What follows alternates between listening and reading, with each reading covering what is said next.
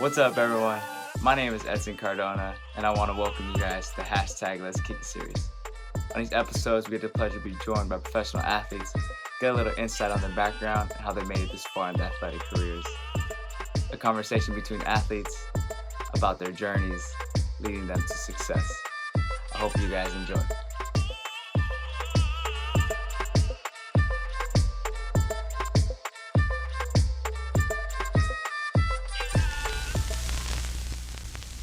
What's up, everyone? Hope you are keeping safe with the COVID-19 pandemic, and my hope is that we are all doing our part in standing in solidarity with the racial justice movement and against police brutality because Black Lives Matter. My name is Edson Cardona. I want to welcome you guys to another episode on the Let's Kick It series. For all those who joined before, thank you for coming back. For those who are joining for the first time, welcome. On this episode, I have the honor to introduce Nici Gilday.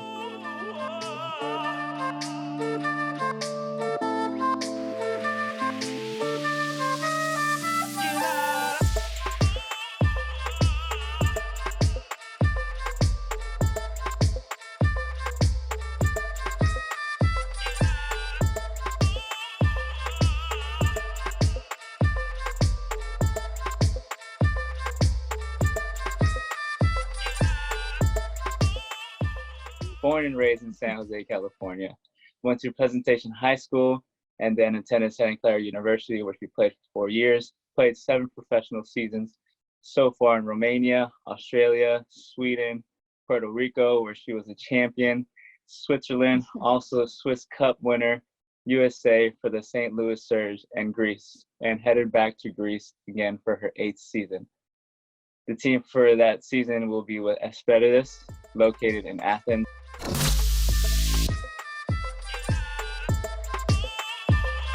So without further ado, I want to welcome Nici. Nici, how you doing? I'm good. Thanks for having me. No problem. Thank you so much for being part of this, taking your time. How's everything going? How's quarantine treating you with trainings and all of that good stuff?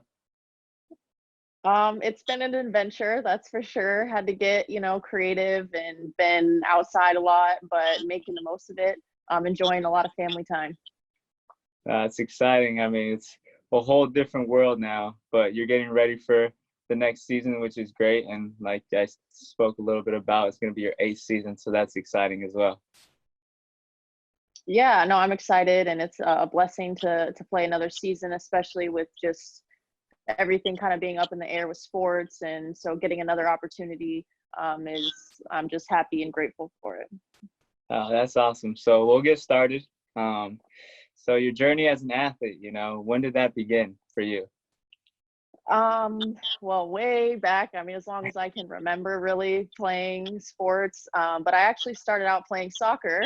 That was my first sport for quite a while. And then I didn't actually pick up a basketball competitively until I was probably about 9 or 10. And then just continued, played a couple different sports, volleyball, baseball, all kinds of things. But in high school, really settled in on basketball and continued to fall in love with it from there.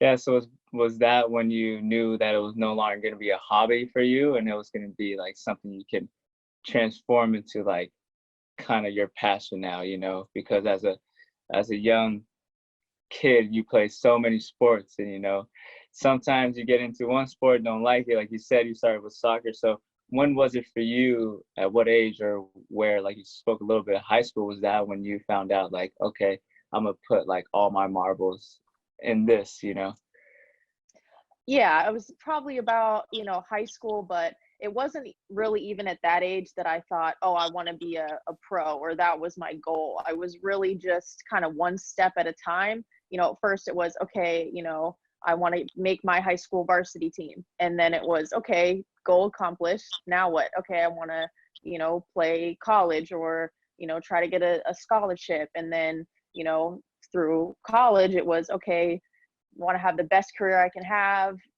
individually and help our team win. And I was just so focused on that it wasn't really until my senior year, when that was winding down, that I was like, okay, now what? I want to keep playing. So why not try to, play overseas? But it was kind of for me just more one step at a time, as opposed to like, oh, I knew from being super Yeah. young I wanted to be a pro. Yeah, I mean that's awesome too because every athlete has their story, has their own background and journey and how they made it. And some, like you said, don't have that where I want to be a pro, at that age. I mean, you figured it out, Hmm. like you said, going through all these processes, all this process of you going in college. I mean, for you, how was that transition from coming from a high school and now going into college, being that rookie? How was that transition for you being on the basketball team at Santa Clara University? I think I had a fairly easy transition in terms of a couple things. One, being so close to home. I didn't really have to go through that, being away from my parents or, being in a new place. I was very familiar with, Santa Clara being just up the street. And then also being so close, I was able to play open gym and, kind of be around the team and go to their games before I was even on campus. So I was very familiar with sort of those surroundings. So it wasn't like I was thrown into something Yeah. totally foreign. So that made my transition, a little easier, I think. And so it wasn't really until I went overseas that I had to experience that for the first time.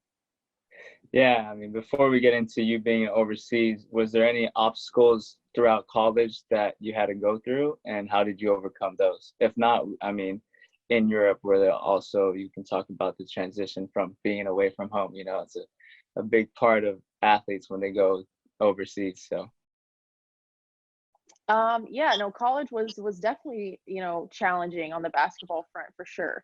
Trying to manage school and sport and everything like that is hard, but um, just for our team, we weren't at the top of the pack. We didn't have winning seasons.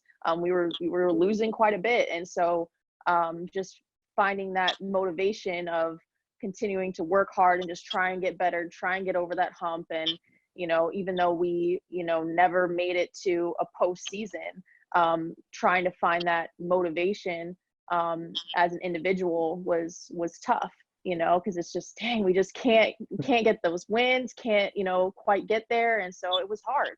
It was definitely hard. I was tired of losing, and just trying to put everything I could into getting us over that hump. It was hard, really hard. So I would say that was just my biggest challenge of trying to stay with it and stay positive, even just one season after another was tough. yeah, I mean that motivational, like drive goes, it gets low.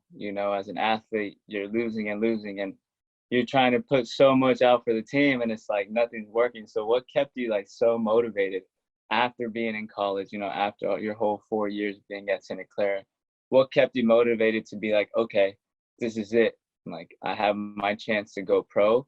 And how was that whole process for you to get your first contract and sign? Because a lot of athletes after college, are up in the air. They don't get drafted or, anything happens. And so how was that transition for you and that process to get your first contract?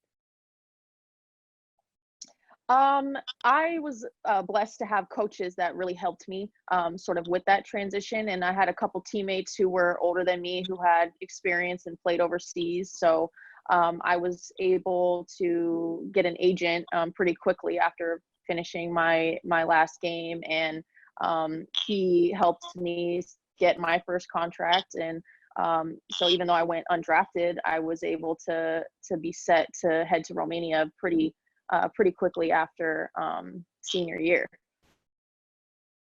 That's awesome. I mean, getting your first contract, how was the feeling? Like, what were you feeling at that moment? Did you end up getting that call, or like once you signed, like how was that whole like, signing your first contract? Because a lot of athletes, I mean, don't get the chance to sign at all, and they've been working so hard and don't do it. But how was that for you?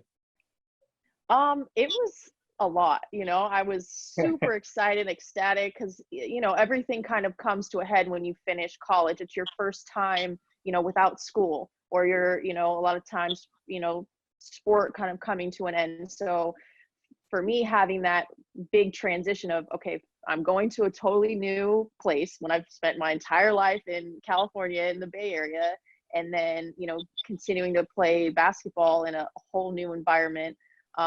It was very exciting, but I was a little nervous, you know. I didn't know what to expect. And I didn't really know where I was going, and I was going to a very, very small town in Romania. So it was definitely an experience for sure. Was the language barrier, I mean, a problem for you, or how was that, and did that affect anything?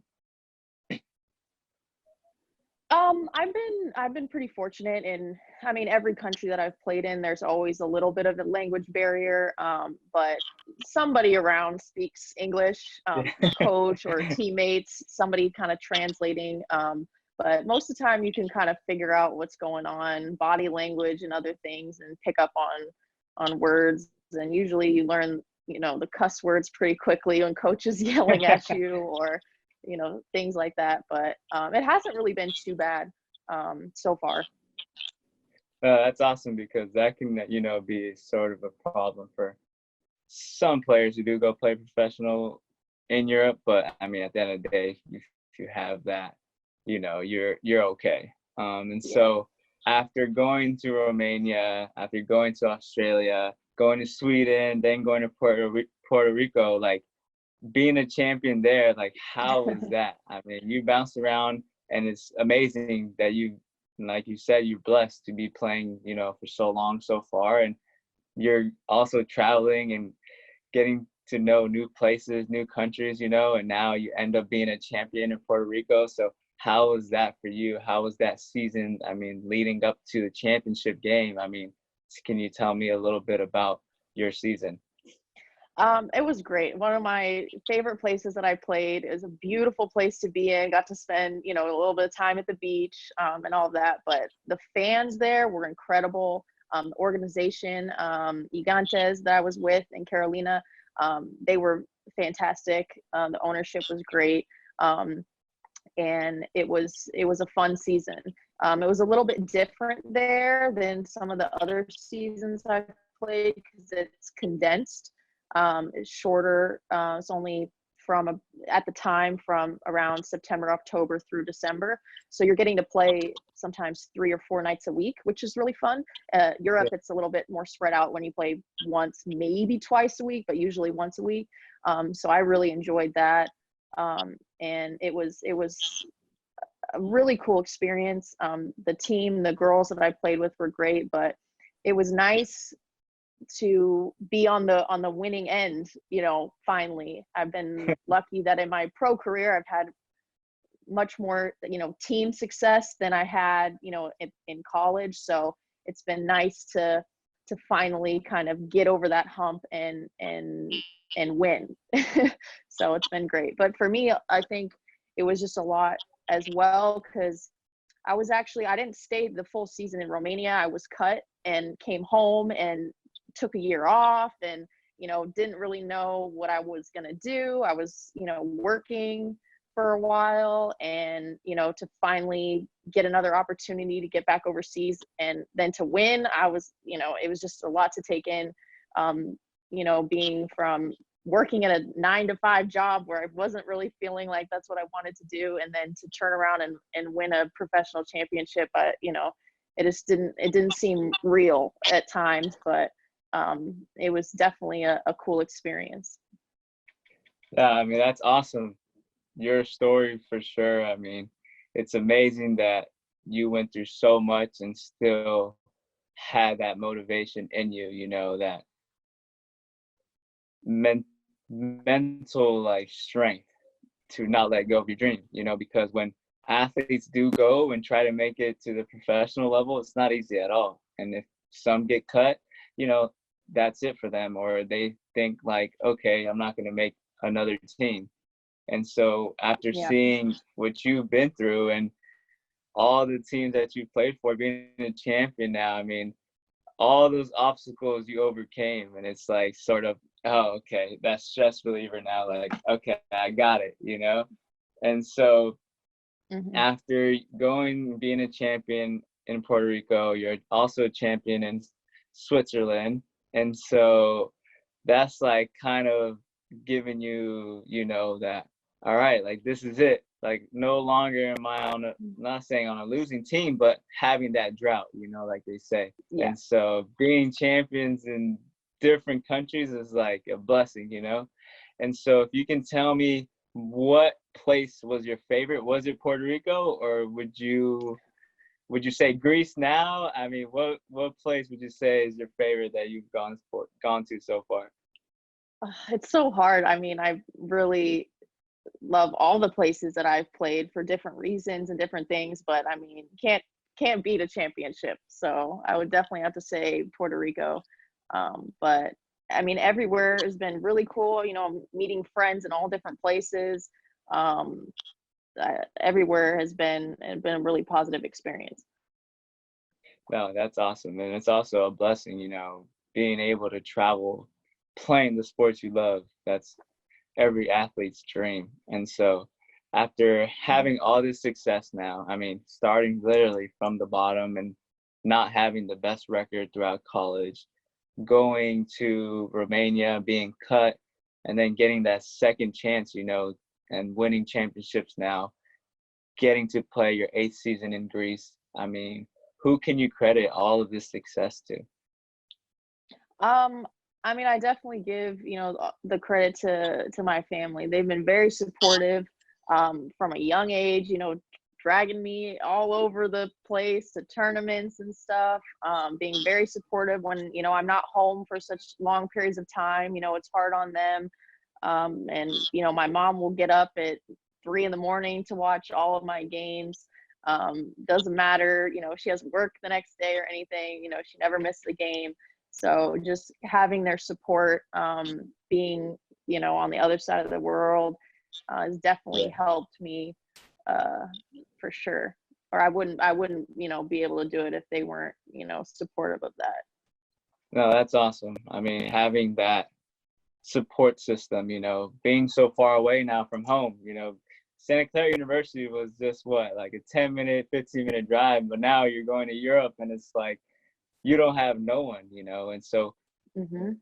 having that support system helped you. And so was that kind of also your motivation being so far away from home? And how did you adjust, how did you adjust being so far from home where now it's like you can only FaceTime or call your family? So how was that transition for you?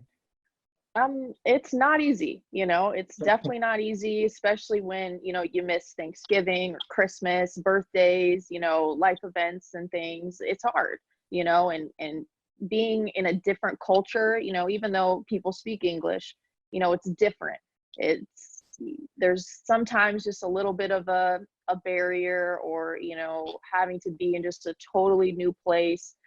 It's challenging.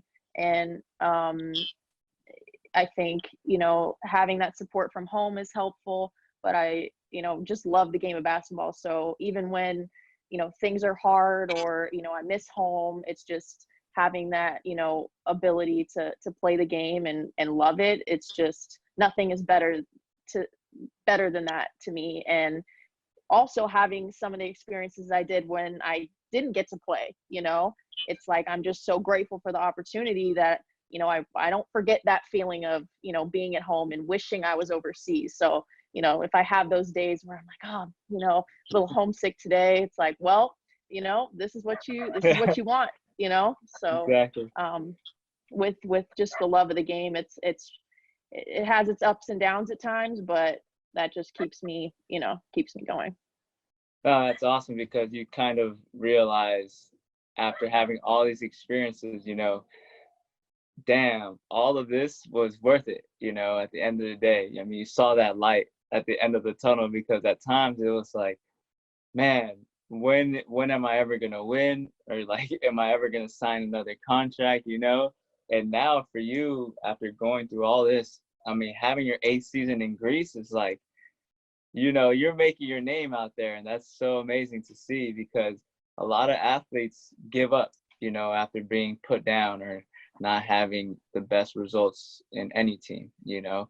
And so I also applaud you on that, because seeing your strength mentally is like, okay, like you went through it all. I mean, you went down and then you went up, you know, like they say the phoenix rises. That's kind of like your story in a way, where you're at the bottom, and at one point, like you said, you're working a 9 to 5. And so seeing you grow from not doing your dream job on still pursuing that is kind of like, you know, the story to tell to a lot of kids now these days. So if you can give, you know, an advice to your younger self about the journey that you've taken, I mean, what would it be?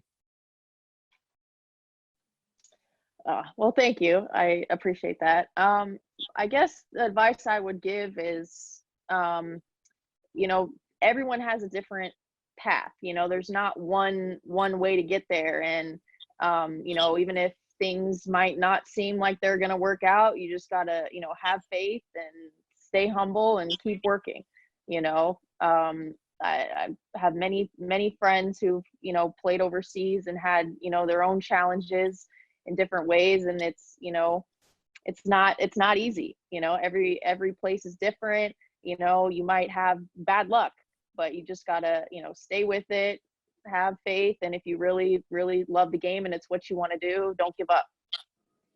No, that's awesome, because at the end of the day, you're doing something you love, you know, and you're never going to give that up until like our Yeah. legs fall off, you know? So Yep. that's awesome. And so what championship can you say was better? I mean, I know they're both going to be the best thing, but which championship for you was like kind of, you know, I guess greater in a way? Was it the Switzerland one or was it the one in Puerto Rico?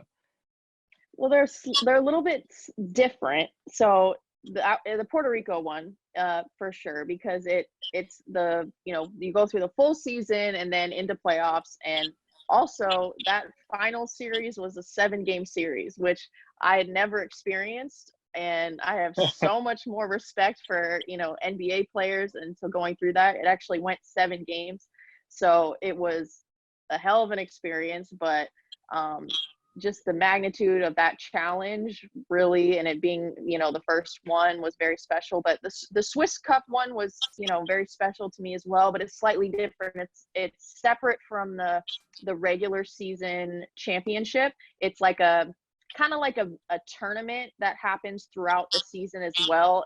It's kind of confusing. It's the same teams in the league, but it kind of runs simultaneously with the regular league, and it's, you know, special and everything too, but it's different than, you know, regular season champion or, you know, playoff champion.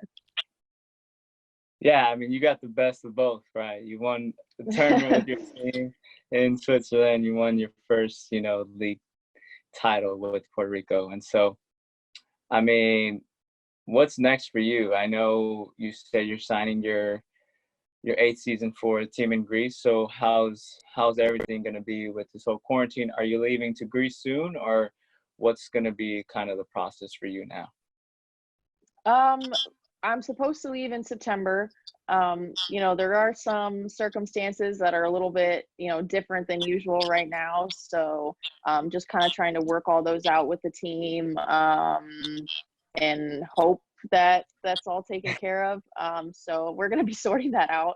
Um, but yeah, it'll be interesting to see how things play out. I know that this season there won't be fans for a good portion of it, so that'll be different. Um, but we'll see how that goes.